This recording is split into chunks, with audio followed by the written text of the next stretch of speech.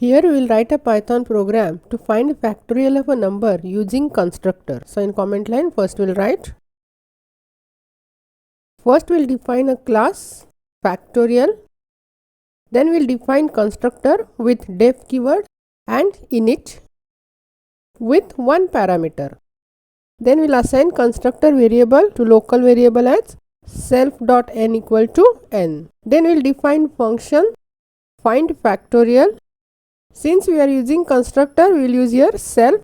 Then we will define one variable fact which is initialized with 1 and we will use for loop. So for I in range 1 comma n plus 1 and we will calculate factorial as factorial equal to factorial into I, and outside the for loop we will print factorial. So print with formatting output we will print it. So f factorial of n equal to fact.